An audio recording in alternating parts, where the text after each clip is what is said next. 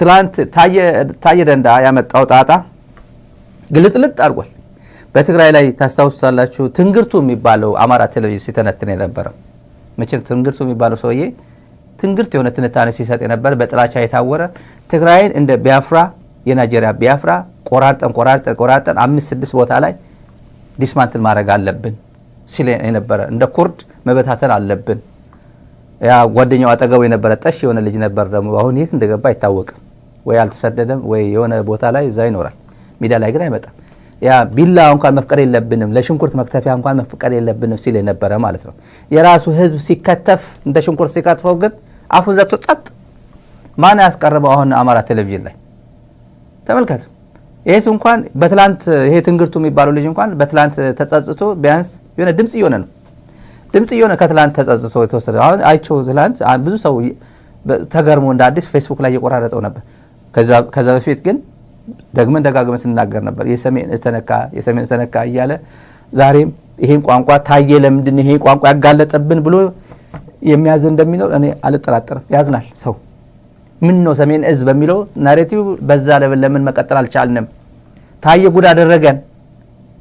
ታየ 2500 የወረዳ አስተዳዳሪዎች ካድሬዎች ምናምን ሰብስቦ ቲፒኤልኤፍ ጦርነቱ ጀመረ ሰሜን ተነካ የምንለው እኮ ድራማ ነው። እኛንን ፕሮቮክ ያደረጉና እኛንን የጀመርነው እኮ እሱ የጀመረው መሰላችሁ ወይ አለን ብሎ በአፋን ኦሮሞ ልጁ ይሄ ትንግርቱ የሚባል ኦሮምኛ ይችላል፣ አፋን ኦሮሞ ይችላል። እየተረጎመ ቁጭ አደረገ። እኔ እስከ ዛሬ የተሸወድኩት አለ። ታንኪዩ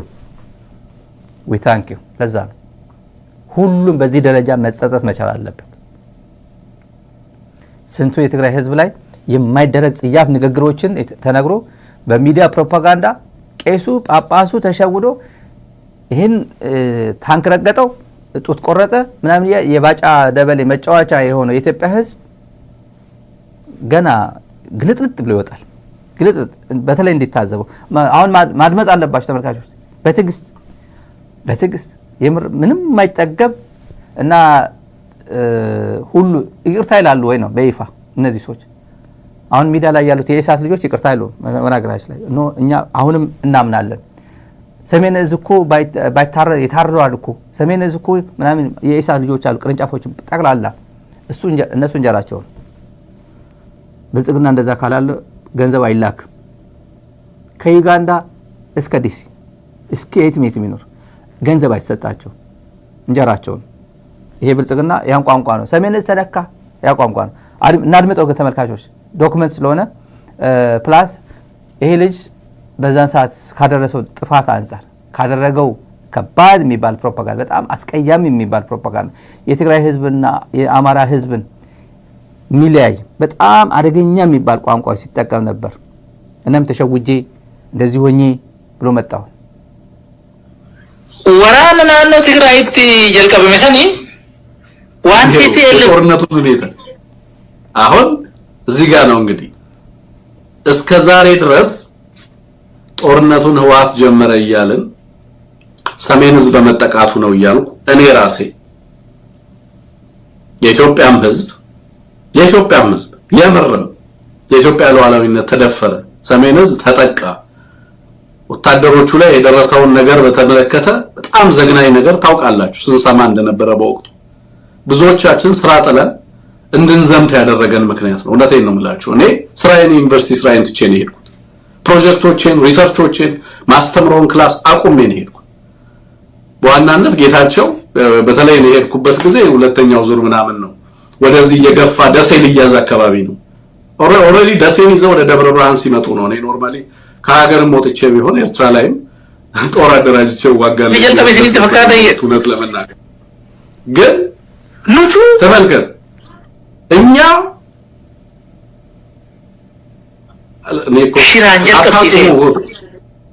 ሺራንጀል ቀብሲሴ አቆመው ዝጋው ሺራንጀል ቀብሲሴ እኛንን ጦርነቱን በሴራ ያስጀመርነው ሙቱ ሺራንጀል ቀብሲሴ አለ ጦርነቱ እኛንን እንዲጀመር ያረግነው ሰሜን እዝ እንዲመታ ያረግነው እኛንን ይሄው አለን ነው የሚለው ታየ።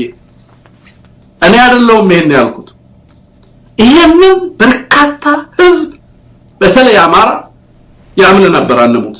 እኔ እዚህ መጥቼ አሁን እስከ ትናንት ይሄን ኢንተርቪው እስከሰማ ድረስ በተደጋጋሚ ጦርነቱን የጀመረው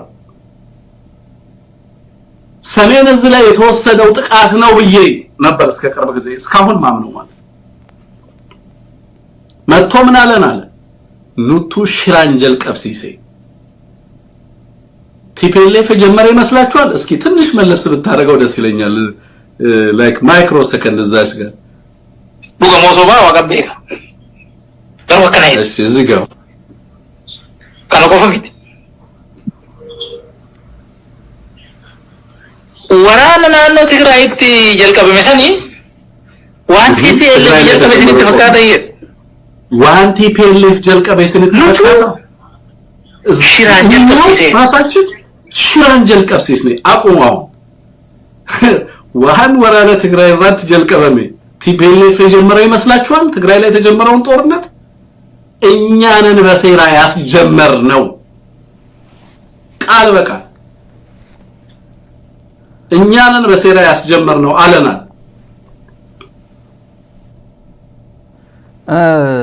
እንግዲህ ተመልካቾች በደንብ አድርጎ ያው አፋን ኦሮሞ ይችላል። በጣም ማልቲሊንጓል ነው።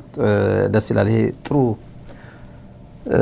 ራሱ በራሱ እየተረጎመ ነው። እንግዲህ በደንብ ደግሞ አፋን ኦሮሞ ከሰማው ደግሞ ሞር ከአማርኛው ይልቅ ሞር እንደሚገባው እርግጠኛ ነኝ።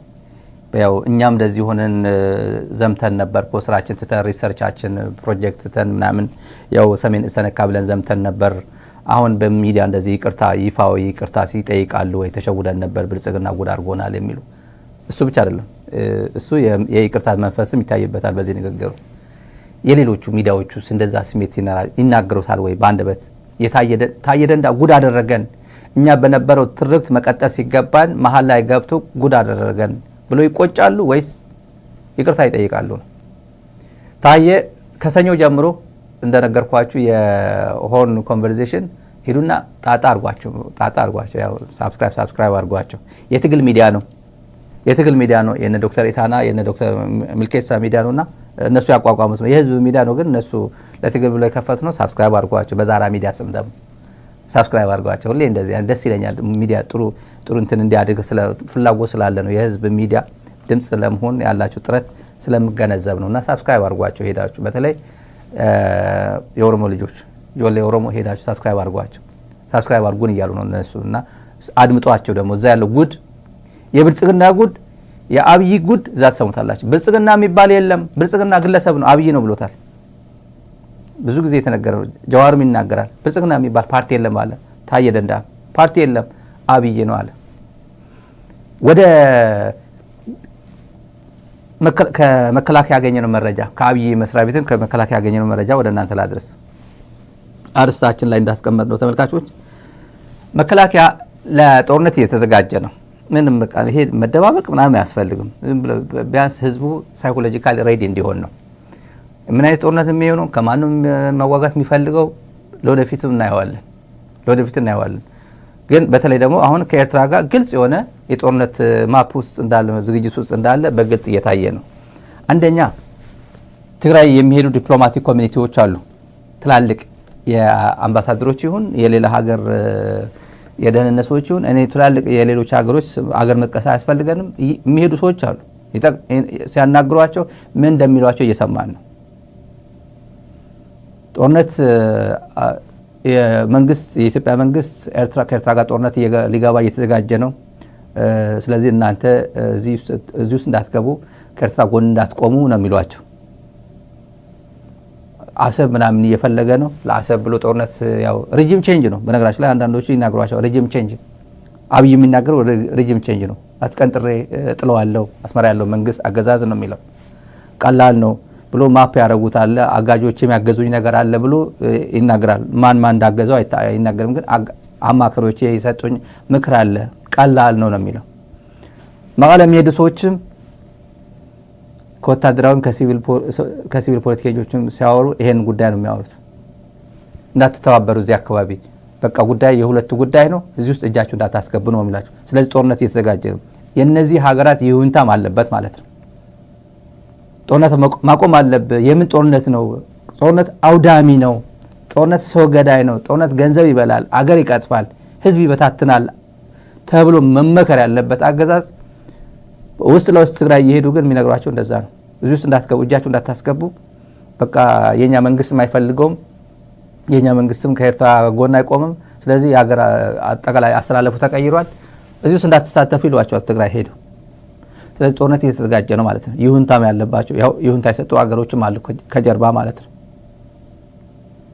ለምሳሌ ከመከላከያ እና አብይም ራሱ እና ትላልቅ ሰዎች የሚያወሩት አብይም ጭምር በጣም ታማኝ የሚባል ምንጭ የነገረን የሻዕቢያ ታንኮች የመጀመሪያ እግረኛ ከማስገባታችን በፊት በሙሉ ኤሪያል ቦምባርድመንት ነው፣ በአውሮፕላን በድሮን በሚጨርሰው ማፕ አድርገናል ይላል። ማፕ የት እንዳሉ ታንኮቹ፣ የታንኮቹ ብዛት፣ ታንኮቹ የት አካባቢ ዲፕሎይ እንደተደረጉ፣ የመድፎቹ ጉዳይ ስንት መድፍ ነው የወሰደው፣ በደርግ ጊዜ ስንት አስቀርቷል፣ ለኢትዮ ኤርትራ ጊዜ ለኢትዮ ኤርትራ ጦርነት ስንት ገዝቶ ነበር፣ በትግራይ ጦርነት አሁን ደግሞ ብልጽግና ስንት እንደሰጠው ወይ ከትግራይ እንደወሰደ ይህን ቁጥር አለው እና ስንት ገዝቶ ሊሆን ይችላል፣ ስንት እርዳታ አግኝቶ እና ማፕ አድርገናል። ቁጥር አለን።